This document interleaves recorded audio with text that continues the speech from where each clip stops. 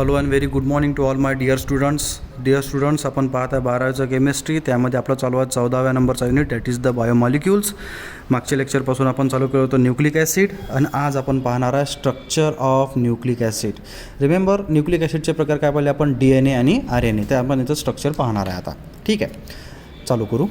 The structure of nucleic acid. Nucleic acid both DNA and RNA are polymers of nucleotide formed by the joining of 3 OH group of one nucleotide with the 5th phosphate of the another nucleotide.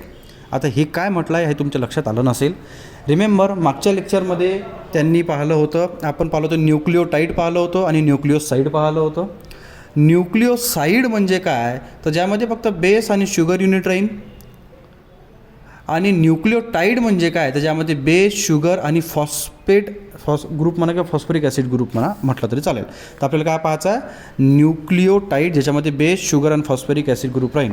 ठीक आहे, तर आपण हे पाहू. Base, sugar and phosphoric acid. Base, sugar and phosphoric acid. तर this is the nitrogenous base pair, this is the sugar molecule, this is the phosphate group.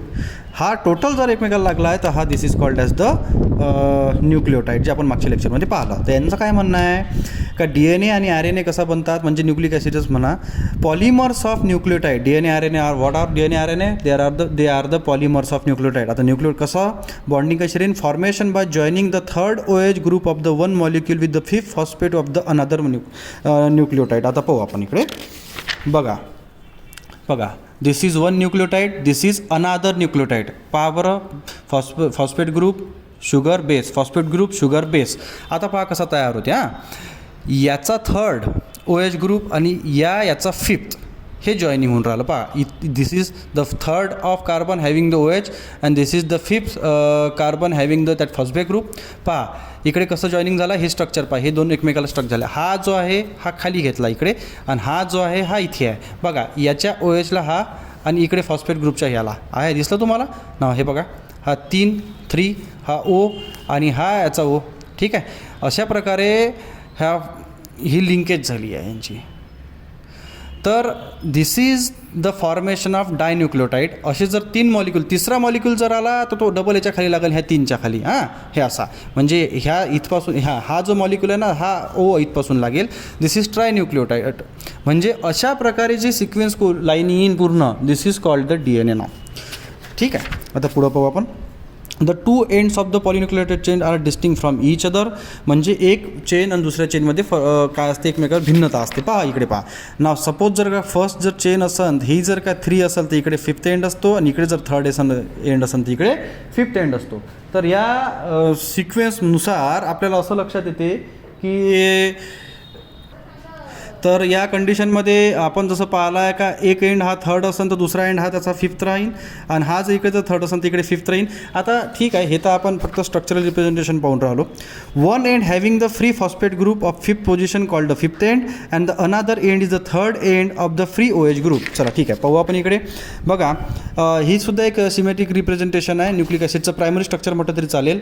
5th end जिकडे एक last end म्हटलं सध्या, आणि इकडे हा 3rd एंड. ठीक आहे, जसं इकडे सुद्धा तुम्हाला दिसून राहिलं हे स्ट्रक्चर DNAचं डबल हेलिकल स्ट्रक्चर आहे. ते आपण नंतर पाहणारच आहे. आपण सध्या बेसिक पाहू.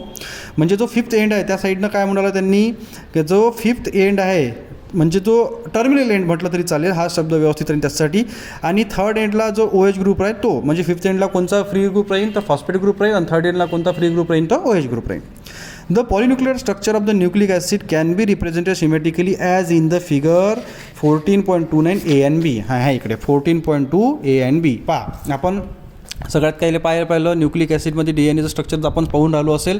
त्याच्यामध्ये पॉलिन्यूक्लियोटाईड स्ट्रक्चर आहे, म्हणजे एक न्यूक्लियोटाईड असे हजारो, म्हणजे मेनी, म्हणजे मल्टी पॉलिन्यूक्लियोटाईड म्हटलं तरी चालते किंवा पॉलिन्यूक्लियोटाईड म्हटलं तरी चालते. एका पॉलिन्यूक्लियोटाईडचा 3rd आणि दुसऱ्या पॉलिन्यूक्लियोटाईडचा हा 5th हे एकमेकाला जॉईंट होतात. असं लॉंग चेन, म्हणजे अनगिनत नंबरचे जे मॉलिक्युल्स न्यूक्लियोटाईड असतात एकमेकाला जॉईन होतात, आणि त्यानुसार त्याचं काय होते तर पॉलिन्यूक्लियोटाईड स्ट्रक्चर ऑफ न्यूक्लिक ॲसिड असं आहे. बघा, इकडे 5th एंड फ्री राहीन, तिकडे 3rd एंड राहीन. इकडे पहा, हा 5th एंड राहीन तर इकडे 3rd एंड राहीन, ह्यानुसार राहीन. आणि याच्यामध्ये फक्त आणि फक्त बेस पेअर्स बदलतात. पहा, phosphate group, sugar group, base. हे बघा, phosphate group, sugar group, base बदलन. पहा ठीक आहे. इथं हा सायटोसिन आहे, तर इकडे हा बेस कोणचा आहे, तर हा ॲडोनाईन झाला. तर इकडे बेस बदलून डबल फॉस्फेट. हा जो एक आहे, हा इतका इथून इतका, हा this is called the one nucleotide, this is second nucleotide, this is third nucleotide. Hence त्यांना काय म्हटलं आहे का हे ट्राय न्यूक्लिओटाईड स्ट्रक्चर झाले आहे. ठीक आहे. म्हणजे पहा, phosphate group, sugar group, base, phosphate group, sugar group, base. हे बघा, DNA असेल तर शुगर एक राहतो, म्हणजे कोणचा राहील तो आपण पाहू, तो राहील डिऑक्सी डी रायबोस शुगर, आणि RNA असेल तर डी रायबोस शुगर. ठीक आहे. फॉस्फेट ग्रुप सेम, DNA असेल तर phosphate group same, sugar same, phosphate same, sugar same. फक्त आणि फक्त त्याच्यामध्ये सिक्वेन्स कशा बदलन, तर बेसचा बदलून, म्हणजे जेनेटिक इन्फॉर्मेशनचा बदलून, कारण जेनेटिक इन्फॉर्मेशन डिपेंड राहते बेसच्या सिक्वेन्सवर, कोडिंगवर. तर primary structure of nucleic acid is the sequence of the nucleotides in it. म्हणजे प्रायमरी स्ट्रक्चर कसं बनलं आहे, न्यूक्लियोटाइडचं सिक्वेन्सनुसार. Thus it determine by the identity of the bases in the nucleotides. म्हणजे त्यांची न्यूक्लियोटाइडची जे बेस आहे त्याच्यावर सगळं डिपेंड राहील. Different nucleotides having distinct primary structure. आता पहा लाईन काय म्हणते, काय होते न्यूक्लिक ॲसिड स्ट्रक्चर म्हणजे it is the sequence of bases in DNA. म्हणजे DNA मधल्या बेस पेअर्सचा sequence which carries the genetic information. आपण स्ट्रक्चरवर वापस येऊया. बघा, DNA सपोज हा DNAचं स्ट्रक्चर आपण लक्षात घेऊ. याच्यातला हा जो बेस आहे याचा सिक्वेन्स, आणि याच्यामध्ये जेनेटिक इन्फॉर्मेशन स्टोअर्ड असते. This structure is called as the primary structure or the nucleotide structure. आता पाहू जे स्ट्रक्चर आपण पाहिलं आहे तेच. जसं इथे एक एक्झाम्पल दिलेलं आहे, problem number 14.5. Draw schematic representation of trinucleotide segment of ACT of DNA molecule. पहा, मी तुम्हाला हे स्ट्रक्चर याच्यावर समजून सांगतो, नंतर स्वतः कळून दाखवतो.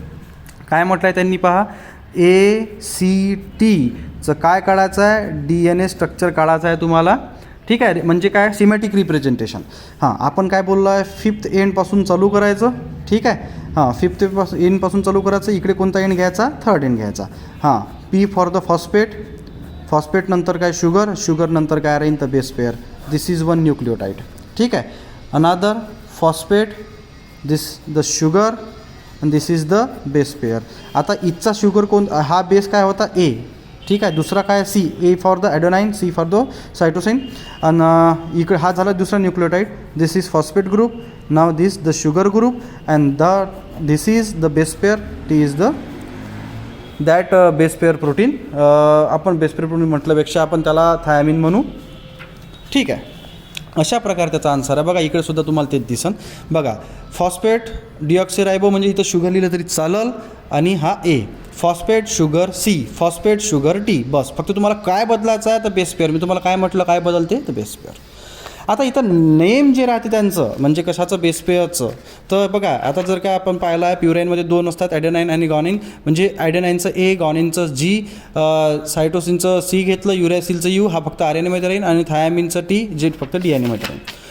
तर इथं रिमेंबर आता पाहू आपण, a nucleic acid contains a backbone consist of a alternating sugar and phosphate group. आता हे जी न्यूक्लिक ॲसिड आहे याच्यामध्ये अल्टरनेटिंग शुगर, फॉस्फेट ग्रुप असतात, म्हणते हे बॅकबोन झाली. Backbone of all the type of DNA contains sugar 2-deoxy D-रायबोज. आता जर DNAचा असेल तर शुगरीचा तो जो शुगर राहील तो 2-deoxy D-रायबोज राहील, आणि जर हाच RNAचा असेल तर D-रायबोज राहील, बाकी सगळं सारखं. ठीक आहे. The identity and the sequence of bases distinguish one polynucleotide from the another. काहून का, हे बघा, हा एक न्यूक्लियोटाइड आहे, हा वेगळा आहे, हा एक न्यूक्लियोटाइड आहे, हा वेगळा आहे. काहून का, बेस पेअर वेगळे आहे मित्र. कुठे इथं A येईन तर कुठं T येईन तर कुठं G येईन तर कुठं C येईन, वॉट एव्हर. ठीक आहे. The polynucleotide had one free phosphate at the fifth end, and the polynucleotide have the free OH group at the third end. इकडे फॉस्फेट ग्रुप असून फ्री 5 पासून, आणि इकडे 3. This is the free end of third OH group. Remember, 5 पासून चालू करायचं 3rd पर्यंत.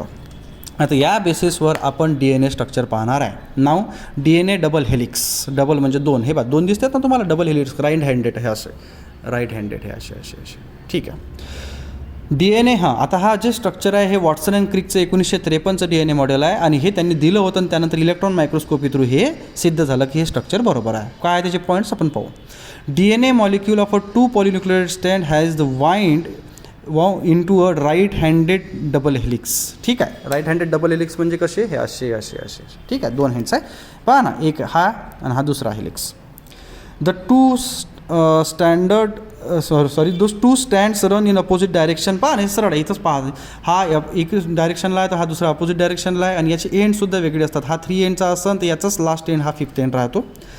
The double helix is stabilized by the hydrogen bonding between the bases of the two DNA strand, thus gives rise to a ladder like a structure DNA. हां पहा आता हा helix आहे helix. हां या हेलिक्समध्ये काय करायचं, सपोज हा आता जर का हा बेस नायट्रोजन बेस पेअर आहे, इकडे शुगर ग्रुप राहीन, इकडे फॉस्फेट राहीन. हे पहा इकडे शुगर ग्रुप राहीन, इकडे फॉस्फेट राहीन आणि हे बेस पेअर एकमेकाला चिपकतात म्हणजे एकमेकाला हायड्रोजन बॉन्डिंग दाखवतात. पहा शुगर ठीक आहे. आता इथं हा सपोज इथं फॉस्फेट ग्रुप आहे, हा शुगर आहे आणि हा बेस पेअर आहे. इथं फॉस्फेट ग्रुप आहे, हा शुगर आहे आणि हा बेस पेअर आहे. पहा बेस पेअर एकमेकांसोबत बॉन्डिंग दाखवतात, हे महत्त्वाचं आहे. ठीक आहे. तर डबल हेलिक्स इज स्टेबिलाइज. हां तेच adenine always form the 2 hydrogen bonds with the thymine and guanine form the 3 hydrogen bond with the cytosine. म्हणजे एचं टी सोबतच बॉन्डिंग होईल आणि सीचं जी सोबतच. इकडे पाहू आपण ते एचं ऑलवेज टी सोबतच होईल DNA विचार करत असाल तर, आणि जीचं ऑलवेज सी सोबत होईल. ठीक आहे, हे लक्षात घ्या. रिमेंबर एचं ऑलवेज टी सोबत हे 2 हायड्रोजन बॉन्ड दाखवेल आणि जीचं सी सोबत होईल, इथं 3 हायड्रोजन बॉन्ड्स राहील. हे आपण इथं लिहिलेलं असं एचं टी सोबत राहील 2 हायड्रोजन बॉन्ड्स आणि जीचं सी सोबत राहील 3 हायड्रोजन बॉन्ड्स. बस बाकी याच्यामध्ये काहीही नाही. बघा इथं पहा तुम्हाला दिसन एचं टी सोबतच आहे, टीचं ए सोबत आहे, जीचं सी सोबत आहे, जीचं सी सोबत आहे, सीचं जी सोबत आहे. हाच सिक्वेन्स राहील, हे लक्षात ठेवा. बघा ना इथं पहा एचं टी सोबत राहील तर सीचं जी सोबत राहील तर ट्रिपल बॉन्ड दाखवलेला आहे आणि एचं टी सोबत राहील तर डबल बॉन्ड दाखवलेला आहे. आता आपण पाहू पुढचं एक क्वेश्चन आणि आजचा युनिट संपला. Problem 14.6 write the sequence of complementary strands of the following portion of the DNA molecules. 5th end पासून 3 एंड पर्यंत दिलेला आहे. म्हणजे त्यांनी सरळ काय म्हणायचं आहे, त्यांना DNA स्ट्रक्चर काढा म्हणतात. कसं 5th एंड पासून दिलेलं आहे त्यांनी ACGTAC 3rd एंड आणि त्याचा स्ट्रक्चर काढा म्हणतात. एकदम सिम्पल स्ट्रक्चर आहे. पहा इथं 5th एंड राहीन, हा आहे 5th एंड. हां चला ठीक आहे, 5th एंड पासून चालू झाला. नाव ए, इकडे कोणचा तर सी, नंतर जी, हा टी, ए इकडे आणि हा सी आणि हा 3rd एंड. पहा ऑलवेज आता इकडे पहा, तुम्ही इकडे पहा आणि मला सांगा.